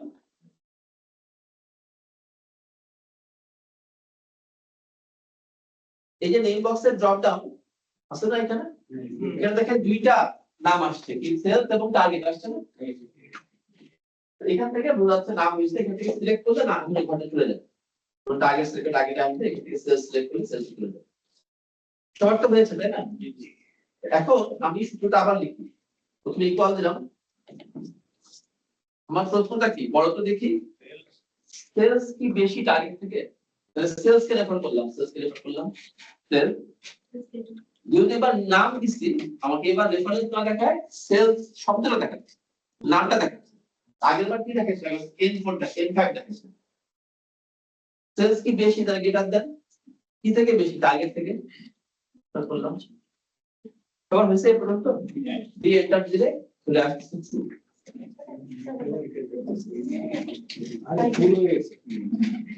তো এখন আমার আসলে কিন্তু মূল প্রশ্ন আসলে এটা হওয়া উচিত ছিল যদি টার্গেট থেকে বেশি।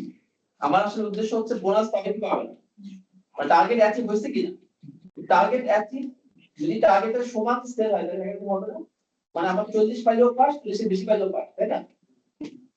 তাহলে সেই ক্ষেত্রে আমার আসলে আমার একটু পরে আমি আসলে বের করব যে এখানে বোনাস হবে কি হবে না সেটাই বের করব। তো সেই ক্ষেত্রে আমাকে শুধু গ্রেটার দেন দেওয়া উচিত, তবে ইকুয়াল দেওয়া উচিত।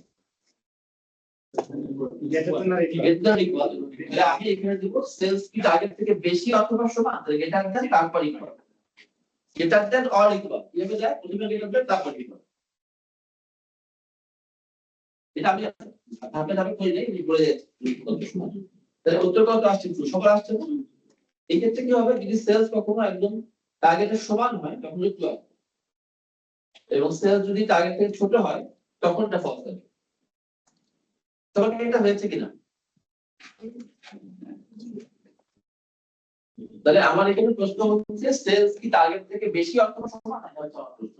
অথবা টার্গেট কি অ্যাচিভ হয়েছে, হ্যাঁ কি না, এটা হচ্ছে আমার প্রশ্ন। এটা হয়েছে তাই না?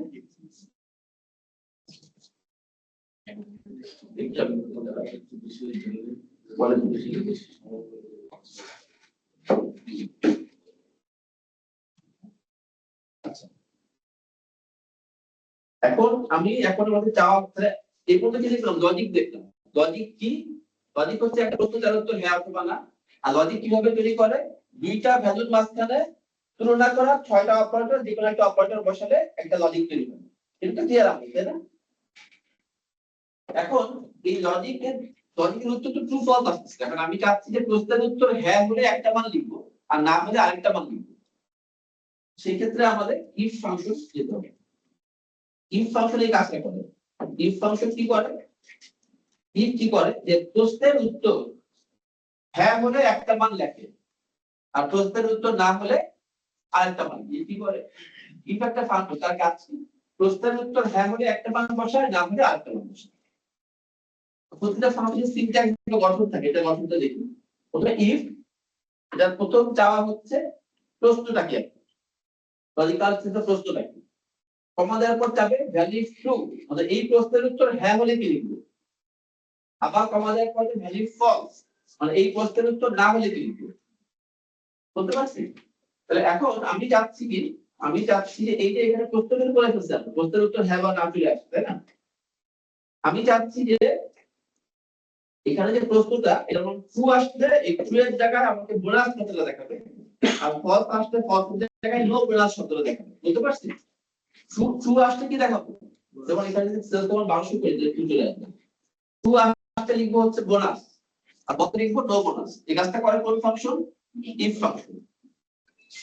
তাহলে আমরা এই ক্ষেত্রে আমরা এই ঘরটার উপর আবার ডাবল ক্লিক করতেছি।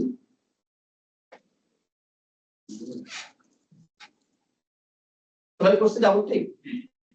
ইকুয়ালের পরে ইন্টারসেক্ট পয়েন্ট রাখলাম, ইকুয়ালের পরে ইন্টারসেক্ট পয়েন্ট রাখলাম। এখানে ইফ লিখে দিলাম ট্যাব, ইফ লিখে ট্যাব প্রেস করলাম।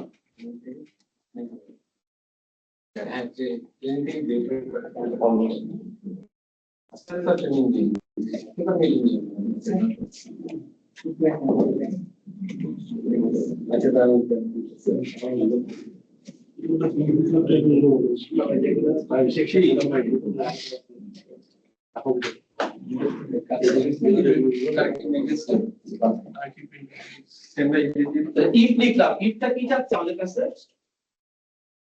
এটা কি চাচ্ছে, এখানে লজিক্যাল টেস্ট, মানে আপনার প্রশ্নটা কি, প্রশ্নটা আমরা পরে করতে সেলস লাগে থেকে বেশি থাকে প্রশ্ন। এরপরে আমি কি দিব, এরপরে দিব হচ্ছে কমা। কমাতে কি চাচ্ছে, ভ্যালু ট্রু, মানে হ্যাঁ হলে কি লিখবো, হ্যাঁ হলে কি লিখবো, বোনাস কতটা লিখবো। তো বোনাস হচ্ছে একটা টেক্সট তাই না, সূত্রের মধ্যে কোন টেক্সট টাইপ করে লিখলে ডাবল কোটের মধ্যে রাখতে হবে, ডাবল কোটের মধ্যে লিখতে হবে বোনাস। ডাবল করতে হবে ডাবল কোট, তারপরে বোনাস, তারপরে ডাবল কোট।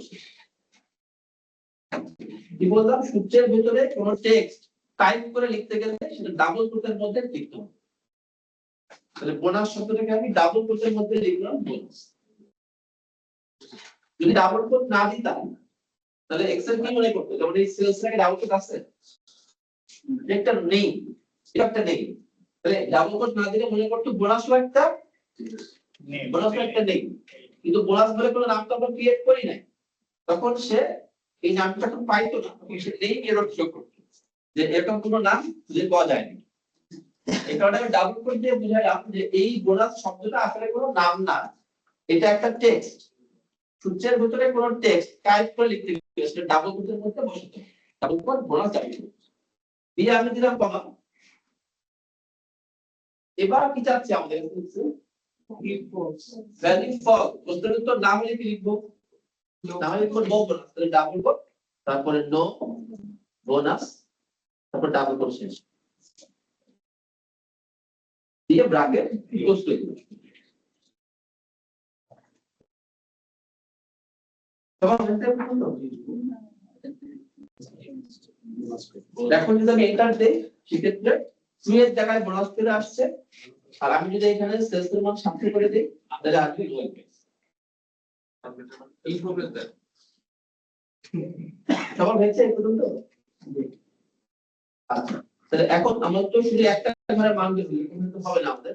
আমরা চলে আসতেছি এই শীটের A1 ঘরে চলে আসলাম। এখান থেকে আসলে নিচে নামবো আমরা। চলে আসছি A18 ঘরে। আমরা চলে আসছি A18 ঘরে। সবাই কি আসছে? আমরা চলে আসছি A18 ঘরে। এখানে একটা কোশ্চেন আছে, আপনার প্রতিষ্ঠানে 10 জন বিক্রয় কর্মী, কে কত টাকার পণ্য বিক্রয় করেছে তার নিচে দেয়া আছে। এদের প্রত্যেকের সেলস টার্গেট 5000 টাকা করে ছিল, মানে সবার সেলস টার্গেট কত? 5000। কে কে সেলস টার্গেট অর্জন করেছে ফর্মুলার সাথে বের করুন। তাহলে এই ক্ষেত্রে আব্দুল্লাহ তার কত? 6000 টাকা। তাহলে টার্গেট কি আছে বুঝতে তার? তাহলে এখানে লিখতে হবে নো বোনাস। আবার তালহা তার টার্গেট আছে বুঝতে? তাহলে লিখতে হবে বোনাস। বলতে পারছিস জিনিসটা? তাহলে আমরা এখন চলে আসতেছি D27 ধরনের চলে আসলাম।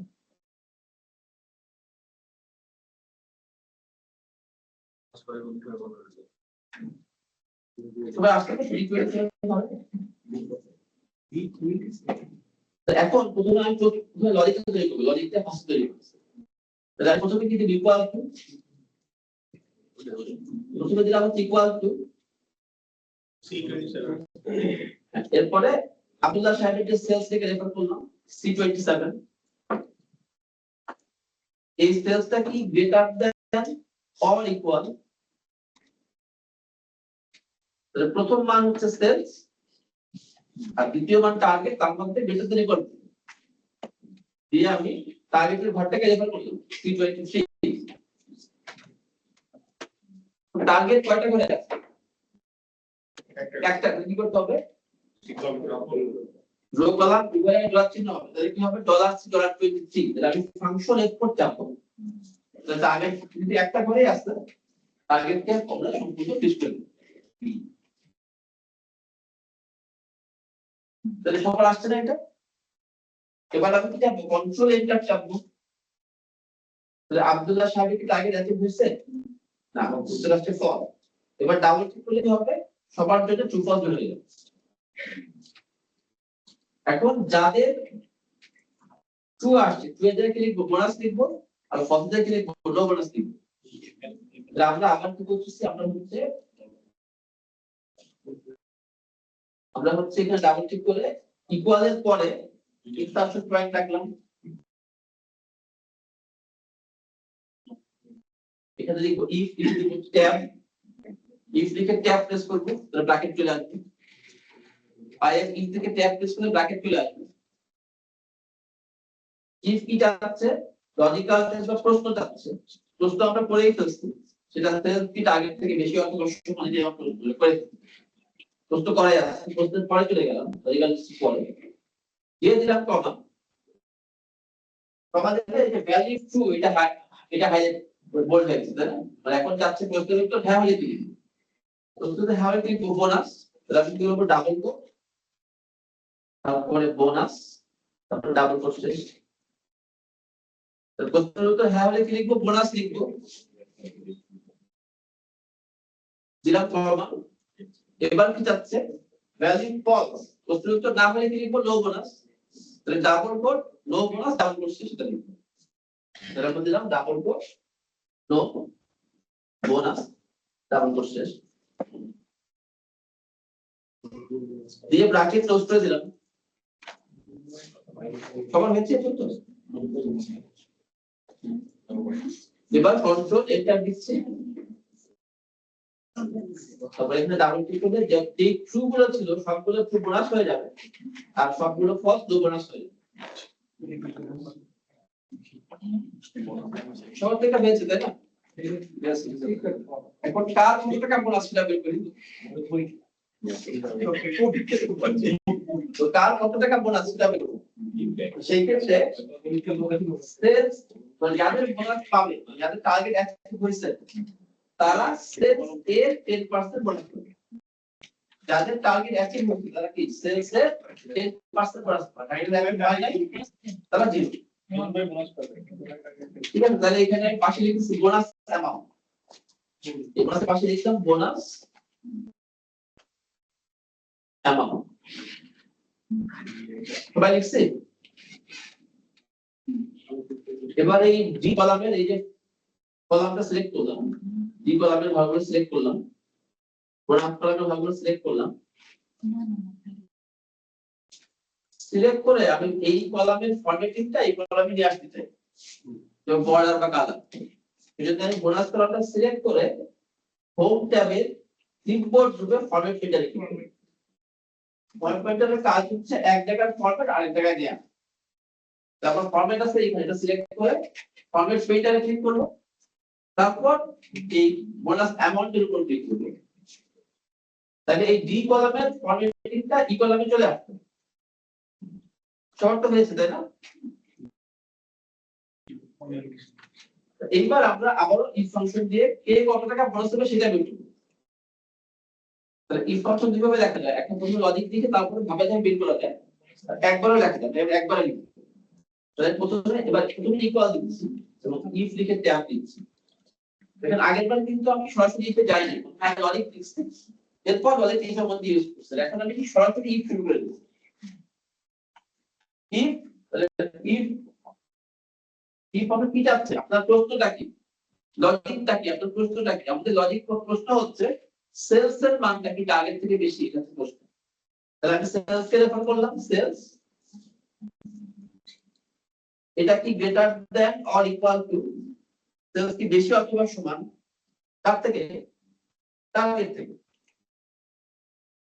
সেলস এর মানটা কি বেশি অথবা সমান টার্গেট থেকে। এখন কি করতে হবে? টার্গেট কয়টা করে আসছে? একটা করে। ফাংশন এক্সপোর্ট থেকে রেজিস্ট্রেট করে দিই, দিয়ে আমি দিলাম কমা। তাহলে প্রশ্ন হচ্ছে সেলস কি টার্গেট থেকে বেশি দিয়ে দিয়েছে, প্রশ্ন দিয়ে আসে কমা দিলে আপনার কি আসছে ভ্যালু ইজ ট্রু। প্রশ্নের উত্তর হ্যাঁ হলে কি লিখব? প্রশ্নের উত্তর হ্যাঁ হলে কত টাকা কত হবে বোনাস? সেলস এর 10%। মানে যদি এটা কি, এটা মানে কি টার্গেট কি অ্যাচিভ হয়েছে? উত্তর যদি হ্যাঁ হয় তাহলে কত হবে? সেলস এর 10% বোনাস হবে। তাহলে আমি সেলস কে রেফার করতেছি, আবার সেলস, তারপর ইনটু, তারপর 10%। 10% ব্রেকটা কয়টা করে আসে? একটা করে আসতো না? তাহলে আবার কাউন্ট রেফ করতে দিস করতে।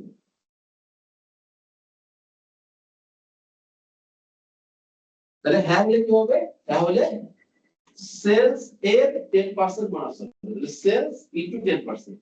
এই 10% যদি একটা করে আসে এটাকে আমরা F4 থেকে ফিক্স করে দিলাম, তারপর কমা দিলাম। এবার কি যাচ্ছে? ভ্যালু ফলস, না হলে কি হবে? প্রশ্নের উত্তর না হলে কি হবে?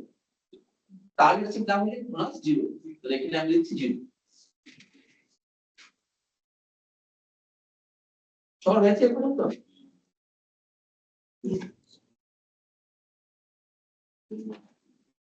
দিয়ে আমি ব্র্যাকেট ক্লোজ করে কি দেব? Control enter. সবার কি উত্তর আসছে? এবার এখানে ডাবল ক্লিক করলে আমার সবগুলো বের হয়ে যাবে। ডাবল ক্লিক করলে সবগুলো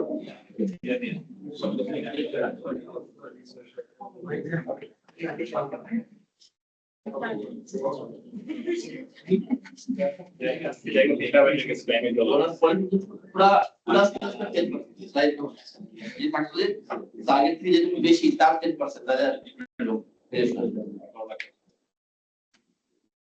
সবার হচ্ছে এটা, সবার এটা হচ্ছে। হ্যাঁ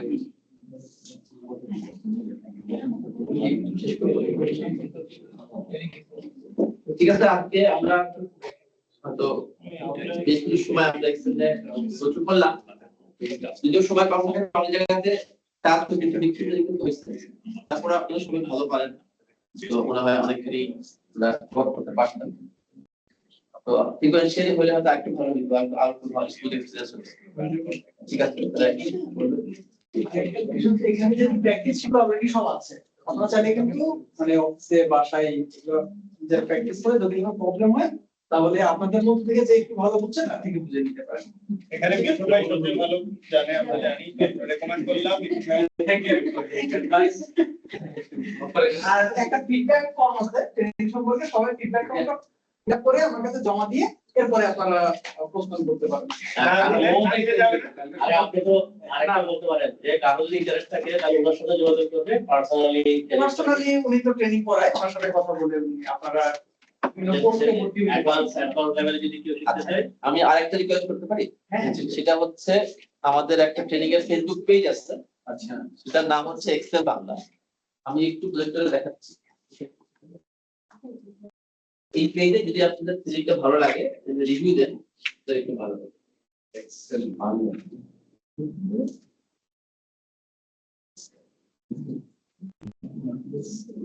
এক্সেল স্পেস বাংলা, আমরা সার্চ দিলাম এক্সেল স্পেস বাংলা। এই যে একটা পেজ আসছে, এটা স্লোগান হচ্ছে এক্সেল শিখুন ঠিক সময় ঘরে দিন প্রয়োজনকে সময় দিন।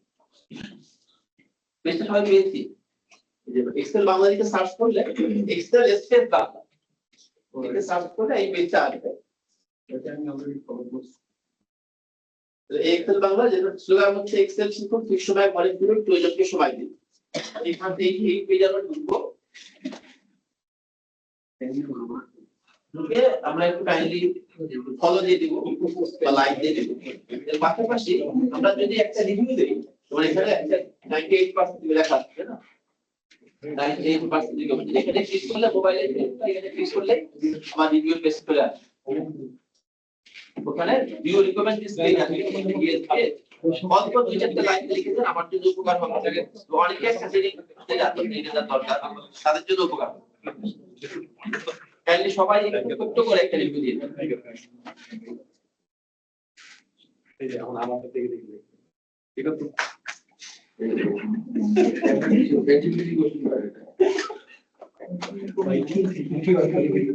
তিনটা পয়েন্ট অ্যাক্টিভিটিস দেখে এটা মাথা দিয়ে আসছে। আমার তো খাতা জমা দিতে বলতে পাইতে বলবো ধরে নাকি সে চলে দেখি কথা দেখি চলো আমাকে লিখে আমরা লিখে দিই। ফর্মে ভিতরে থাকে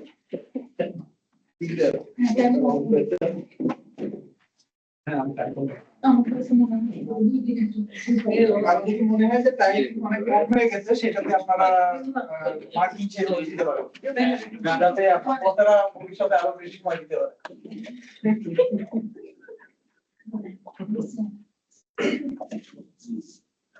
আমি ওটা দেখছি অনেক আপনি এক্সেল বাসায় করে দিতে পারেন। এটা লজিক লেখা সবাই শেষ ফাইল করে দিয়ে কিন্তু সবাই সিগনেচার প্রমাণ নাই তো ভাই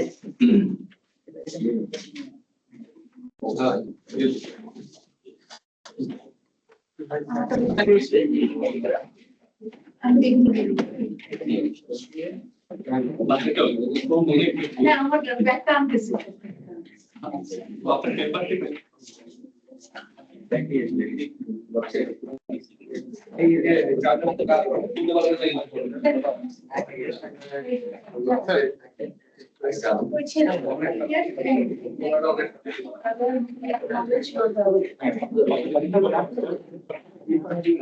বলেন আমার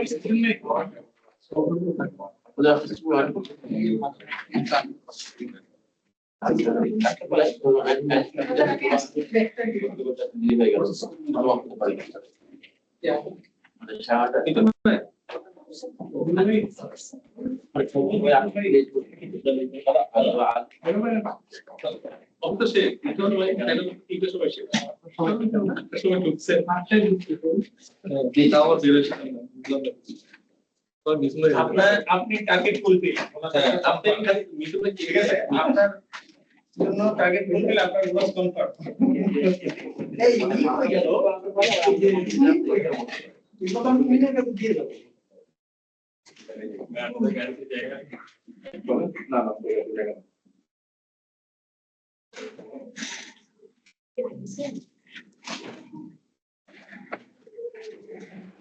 ম্যাটেরিয়াল তো পরে দিয়ে দেওয়া যাবে যদি এক্সট্রা পে যদি করে আপনাকে দিয়ে দেবে আপনি পরে দিয়ে দেবেন। এগুলো শেয়ার করে দিয়ে দেবো।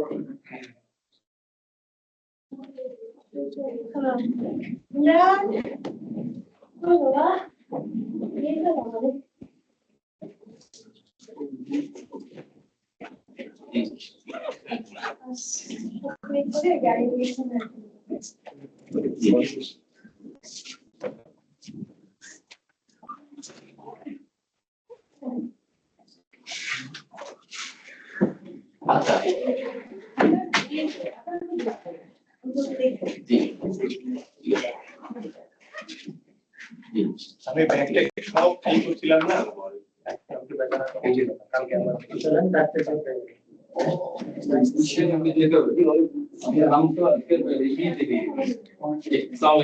Thank you for your report. Inshallah, we'll see you again.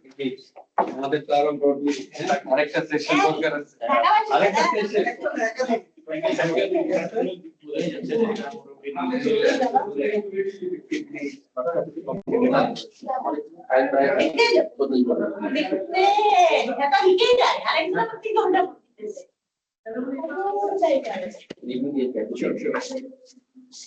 এই সবাই ঢাকা গাড়ির সঙ্গে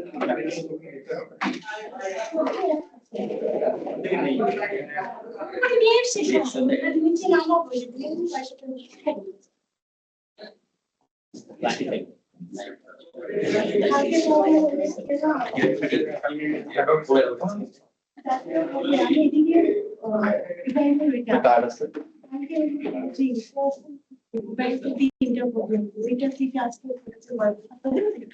সালাম আলাইকুম কেমন আছেন ভালো আছে একবার কিন্তু দিয়ে গেছে আগে তো দেখে গেল তিনি মাঝখানে তারপরে গাড়ি দিল হ্যাঁ ফলো করুন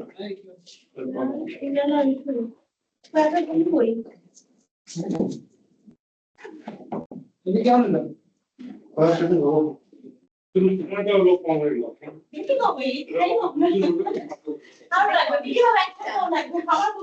সন্ধ্যা লাগবে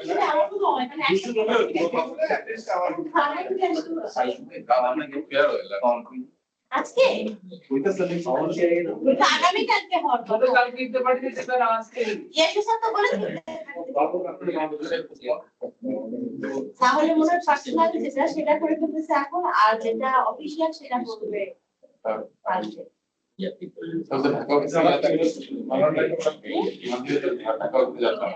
নিশ্চয়ই যাবে একটু কাজ আছে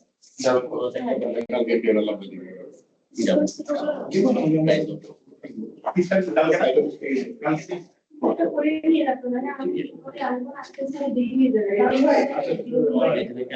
কাছে শুনিয়ে রাখো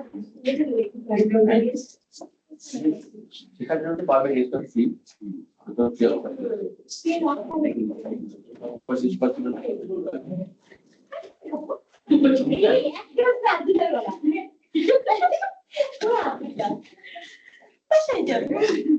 সোফা এখানে বসে আমরা একটু